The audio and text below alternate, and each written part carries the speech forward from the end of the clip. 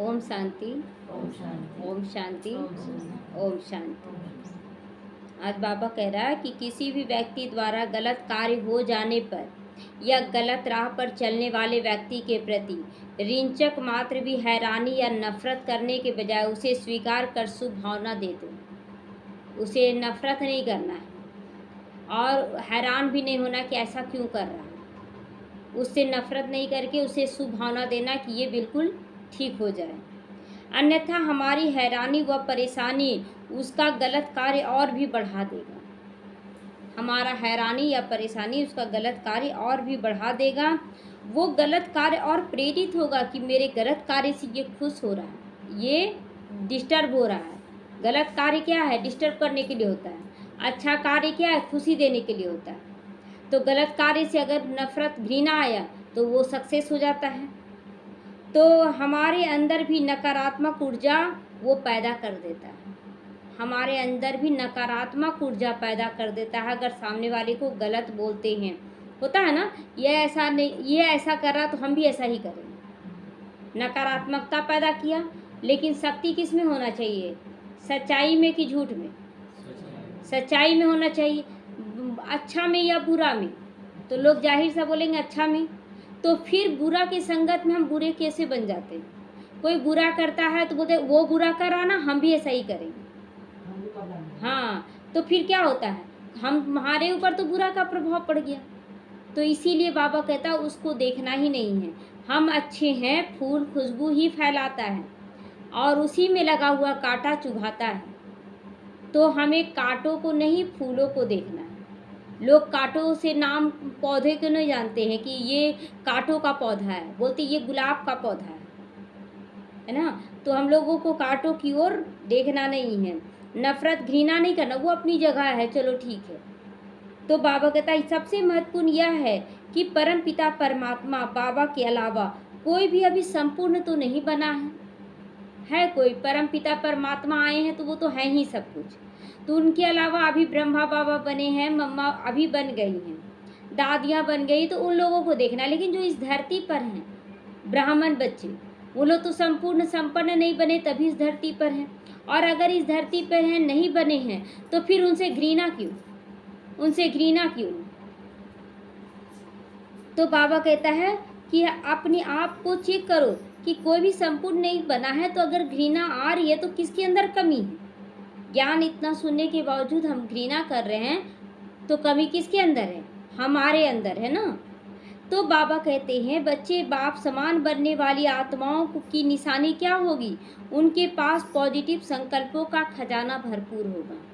वो हमेशा अच्छा सोचेंगे, अच्छा सोचेंगे। सामने वाला कितना भी बुरा बोले, चुपचाप बाबा ये आपके बच्चे, आपके बच्चे, ये बहुत अच्छा है, और फिर अपना कार्य अच्छा करते चले जाना है।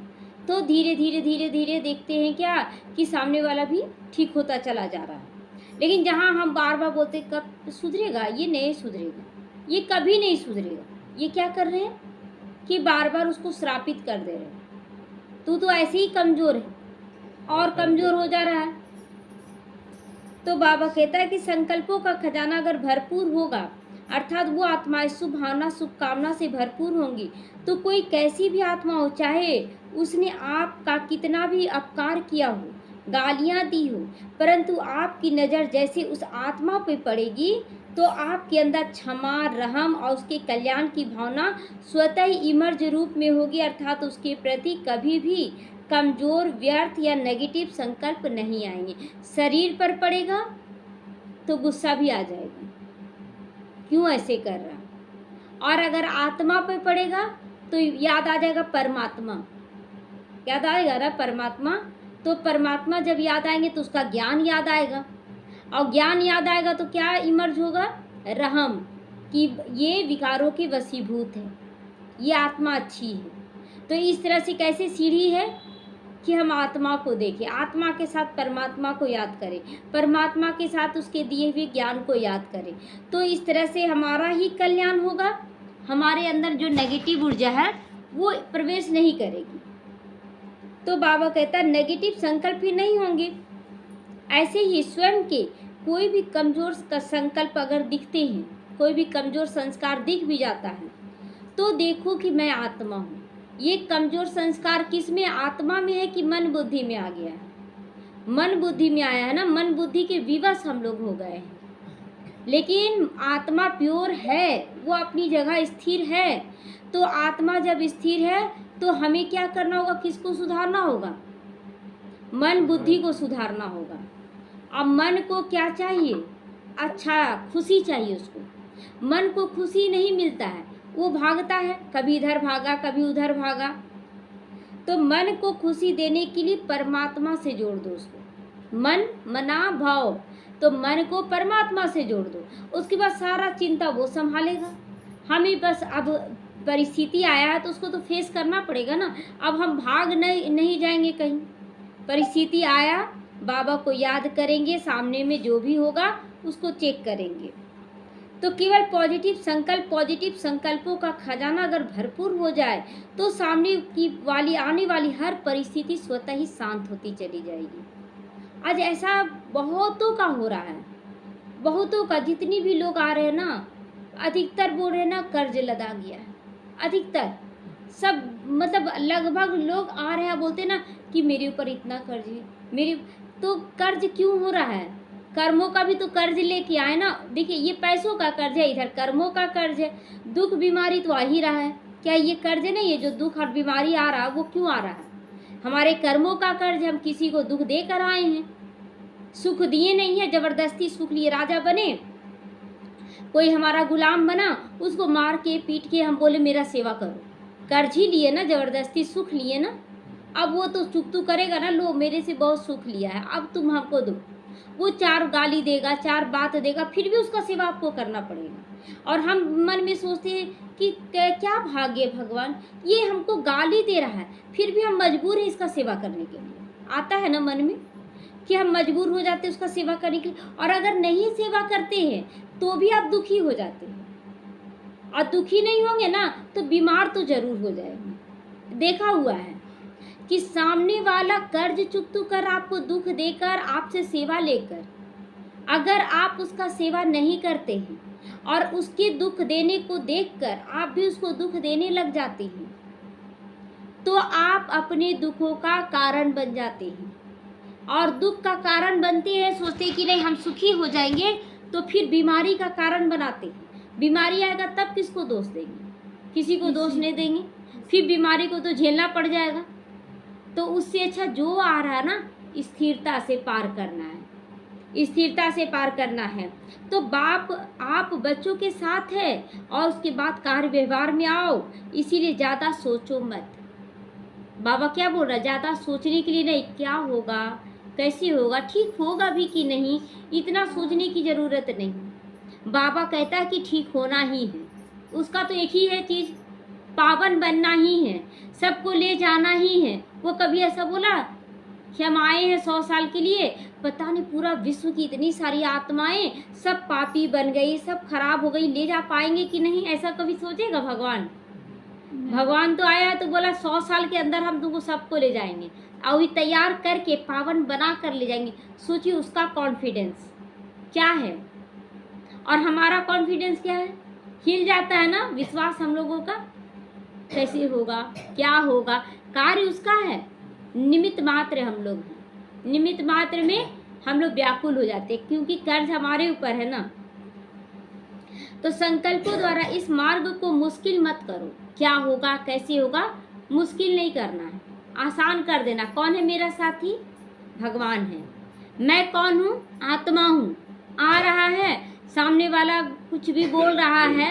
अब देखिए कर्जा है ना, दुख देने का भी कर्ज है, गाली दिए हैं, उससे कर्ज लिए हैं, वो तो हमको सुनाएगा ही। चार बात सुना लो, मेरा आसानी से चुकतू हो जाए, ले जाओ।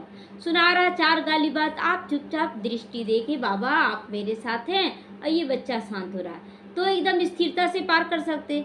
आप बोले कितना गाली दे रहा है, कितना उल्टा उल्टा बोल रहा है, लोग चारों तरफ आपका ध्यान जाएगा, अरे चारों तरफ के लोग सुन रहे हैं, लोग क्या बोलेंगे। सबसे बड़ा दुख का कारण यहीं से शुरू हो जाता है। क्या लोग हमें सुख देते हैं? क्या हमें सुख देते हैं? तो फिर हम लोगों की परवाह क्यों करते हैं? लोग क्या कहेंगे? ना वो सुख देने के निमित्त है, ना ही वो दुख में हमारा साथ देने के निमित्त है। तो फिर हम उनके बारे में क्यों सोचते हैं कि वो क्या कहेंगे, ये सोचना ही नहीं है। वो क्या कहेंगे कहने दीजिए, हमें अच्छा करना है, हमें बाबा के अनुसार चलना है। बाबा मेरा साथी है, गुप्त साथी है, दिखता नहीं है लेकिन वो पावरफुल साथी है। ये पक्का स्वमान अपने अंदर भर लेने।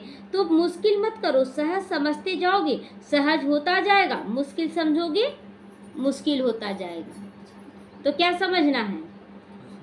आसान समझना है, सहज करना है। तो सहज कार्य तो हुआ ही पड़ा है, फिर क्यों चिंता करना। अब जब सहज है, बोल दे रहे हैं सहज है, लेकिन सहज बोलते हैं, परिस्थिति आता है ना तो बोलते होगा कि नहीं। तो बाबा फिर बोलता है कि जब सहज है तो हुआ ही पड़ा है अच्छा अच्छा कार्य, फिर क्यों चिंता करना। तो बस मैं और मेरा बाबा, बस हमें इतना ही याद करना है। बाप की समझानी इसी में बाबा कहता है कि नंबर 1 मैं बन जाऊंगा। अगर इसी समझानी को अंदर में धारण कर लें कि मैं बाबा की, बाबा मेरा, इसी में हम नंबर 1 बन जाएंगे। और कुछ सोचने का जरूरत ही, वो कितना कम सोचने के लिए बोलता है बाबा, कम से कम।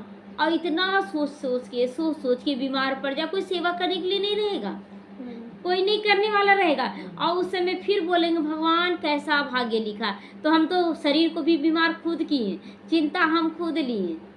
तो इसीलिए बाबा पल पल हमें समझाने दे रहा है कि बच्चे सावधान। बाबा ने कहा देखो बाप आया है, किस लिए आया है, किस लिए आया है? उसका नाम क्या है? दुख हरता सुख करता। क्या नाम है? तो फिर वो दुख हरेगा कि नहीं? नाम तो ऐसा ही नहीं पड़ गया। अच्छा, यहाँ पर कोई डॉक्टर है? अगर हम बोलेंगे आप डॉक्टर है तो आप मानेंगे? आप खुद नहीं मानेंगे, आप बोलेंगे नहीं हम डॉक्टर नहीं हैं। तो यहाँ पर शिव बाबा दुख हरता सुख करता नाम पड़ा है, तो जरूर है, तब तो नाम पड़ा है ना। तो बाबा कहता वो परिवर्तन करने ही आया है, आपकी जीवन को परिवर्तन, आपकी सोच को, आपके स्वभाव संस्कार को परिवर्तन करने आया। वो करके ही जाएगा, वो चैन से बैठने वाला नहीं। अभी वो 100 साल की इतना मेहनत करता है हम लोगों के लिए। वो उधर बुलाता बाबा आ जाओ, उधर दौड़ के गया, बाबा इधर आ जाओ। कोई पूरब से बुलाता, कोई पश्चिम, कोई उत्तर, कोई दक्षिण। अब बाबा ऊपर में है, सबके ऊपर शक्ति बरसाते रहता है बाबा, और सबको महसूस कराता। हर एक आज बच्चा बाबा का बोलता वो मेरा बाबा है। नहीं, बाबा तो हमको बहुत सहयोग दिया, क्यों? अनुभव करवाया ना बाबा। और अगर कुछ बुराई भी होता है ना, तोहफा छुपा हुआ रहता है, छुपा हुआ रहता है कि नहीं? बुराई में भी तोहफा छुपा हुआ। जो अनुभवी वो तो बोलेंगे बहुत अच्छा हुआ मेरे साथ, जो जो होते गया स्वीकार करते गए, सब अच्छा होता गया। तो बस थोड़ा सा और प्रेम पूर्वक पवित्रता की लाइट का अभ्यास करो। बस देखते ही देखते तुम्हारे सारे दुख दूर हो जाएंगे, परिवर्तन हो जाएगा जीवन। आप सोचेंगे इतना बड़ा परिवर्तन कैसे हो गया, मेरा जीवन तो दुखों से भरा हुआ था, कैसे बाबा इतना सुखी जीवन बना दिया। ये है उसका चमत्कार।